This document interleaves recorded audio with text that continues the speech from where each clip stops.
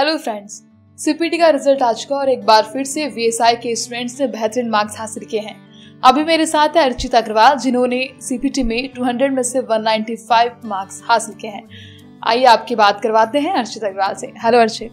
Hello Archit, कैसा था आपका फर्स्ट रिएक्शन जब आपको पता चला कि आपका रिजल्ट आया? सबसे पहले तो मेरा रिजल्ट मैंने खुद तो देखा नहीं था। मेरी दीदी का फ़ोन आया था, उन्होंने कहा था कि कितने मार्क्स, मैंने उनको बताया सीआर वगैरह, तो उनका जब रिप्लाई तो मैंने कहा कि उन्होंने बताया मुझे कि मेरे 195 आया। तो मैंने उनसे यही कहा कि दीदी मजाक मत करो, क्या इतने तो मैंने उम्मीद ही नहीं करी। उन्होंने कहा भाई मैं मजाक ही कर रही हूँ। तो फिर मैंने कहा अरे क्या, तो उन्होंने कहा 195 आए तेरे। तो फिर मैं इतना ज़्यादा मतलब एक्साइटेड, क्या घर वालों को बताया, सब बहुत खुश हुए थे। और तो आपको थी इतनी एक्सपेक्टेशंस कि आपके 195 आ जाएंगे? कितना लगता था आपको? 192 की उम्मीद थी मेरे को। 192 की आपको? हाँ। क्या लगता है आपको कि जो आपकी सक्सेस मिली, आपको इतने अच्छे मार्क्स आपको मिले, इसके पीछे किस फैक्टर ने सबसे ज्यादा काम किया? सबसे ज़्यादा तो मैं तो ये कहूँगा जो वीएसआई का जो स्टडी प्लान है, मतलब पूरा जो इन्होंने स्ट्रक्चर बना रखा है। आरसी शर्मा सर मेनली जो हैं यहाँ के मोटिवेटर, उन्होंने जो हमारा बना रखा है कि हमारे जो बैच टाइमिंग्स हैं वो मॉर्निंग में 5 to 6 आवर्स, और फिर उसके बाद घर जाके भी regular studies 5 to 6 hours daily. तो वो हमको बहुत हेल्प करते हैं। और जो इनका यहाँ पे मॉक टेस्ट का जो प्लान है वो मेनली बेसिकली वो बहुत ज़्यादा हेल्पफुल होता है हम सब के लिए।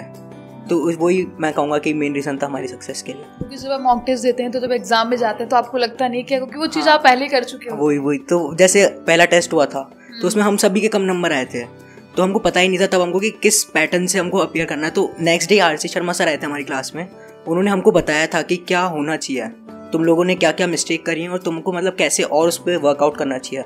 तो हमने उस पर वर्कआउट करा तो हमारे स्लोली एंड ग्रेजुअली नंबर अच्छे आने लगे और अभी रिजल्ट आपका है ही। तो वीएसआई के नोट्स के अलावा अदर बुक्स भी आपने रेफर की? नहीं, ज़रूरत ही नहीं पड़ी। इनका मटेरियल इतना बेस्ट है कि और किसी जाने की ज़रूरत ही नहीं है।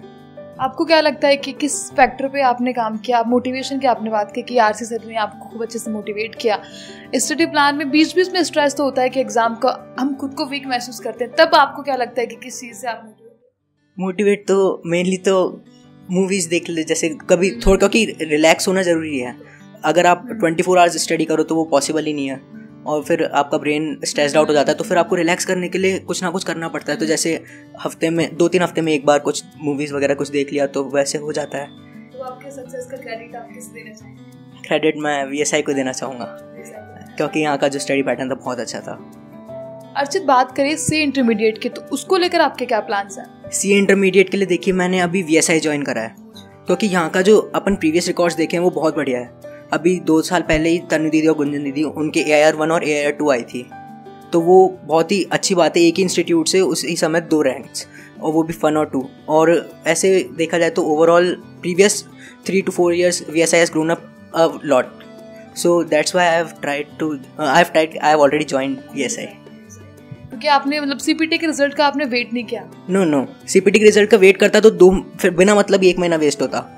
तो उसको वेस्ट करने की बजाय इससे बढ़िया 1 महीना पहले ज्वाइन कर लो। तो 1 महीने का जो बेनिफिट है वो कुछ लोग अवेल नहीं कर पाते। कुछ लोग सोचते हैं कि सीपीटी का रिजल्ट आएगा तब पास होंगे, नहीं होंगे। आपने जो कर दिया उसका तो वो तो हो चुका है। जो अभी आपको फ्यूचर में करना है उसके लिए आपको पहले सोचना पड़ेगा ना। अगर आपके खुद के सेल्फ स्टडी की बात करें तो वो आपने कितनी की? सेल्फ स्टडी तो बहुत इंपॉर्टेंट होती है। जैसे आपको 5 to 6 आवर्स क्लास होती है, तो 1 आवर तो आपको ईच सब्जेक्ट देना ही पड़ता है घर पे, क्योंकि वो जो पढ़ाते हैं उनका होमवर्क भी होता है, और फिर ऊपर से जो प्रीवियस का जो पाइल अप होता जाता है कोर्स वो भी आपको रिवाइज करना पड़ता है। तो इस हिसाब से 6 आवर्स घर पे तो हो ही जाता है मिनिमम। स्टेप बाय स्टेप आप रिजल्ट की और बढ़ते गए। हाँ अर्चित, तो ये पूरा जो रहा प्रोसेस, इस बीच में प्रिपरेशन के दौरान कौन से पॉइंट्स होंगे जिन पे स्टूडेंट को खास ध्यान देना चाहिए आपके हिसाब से?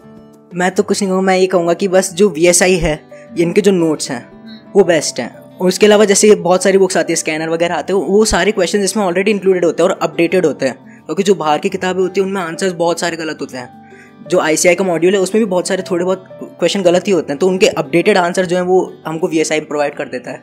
तो वो उस हिसाब से, या मैं तो कहूँगा VSI नोट्स ही पढ़ने चाहिए केवल। तो अर्चित, आप उन स्टूडेंट्स को आप क्या मैसेज देना चाहेंगे जो अभी सीपीटी की प्रिपरेशन कर रहे हैं? मैं तो ये कहना चाहूँगा कि आप सेल्फ कॉन्फिडेंस रखिए। ऐसा कोई टफ कोर्स नहीं है सीए। अगर आप सेल्फ कॉन्फिडेंस रखते हैं और कंटिन्यूसली स्टडी करते हैं तो आपका रिजल्ट 100% सक्सेस ही रहेगा। और देखा जाए तो आप मॉक टेस्ट पे ज़्यादा फोकस करें, क्योंकि मॉक टेस्ट जो है वो हमको बहुत हेल्प करते हैं कि how to appear the paper. Mock test very important होते हैं, और अगर हम उन पे जैसे कहीं भी मॉक टेस्ट देते हैं उन पे अगर हम फोकस करें तो हमारा रिजल्ट 100% इम्प्रूव होगा। तो अर्चित, अब आपका क्या गोल है सीए इंटरमीडिएट को लेकर? हम हमारे श्योर सक्सेस बैच में ऑल ओवर इंडिया से बच्चे आए हुए हैं, तो हम सब लोग ये ट्राई कर रहे हैं कि हम हार्ड वर्क करें और CA इंटरमीडिएट में रैंक्स प्रोड्यूस करें।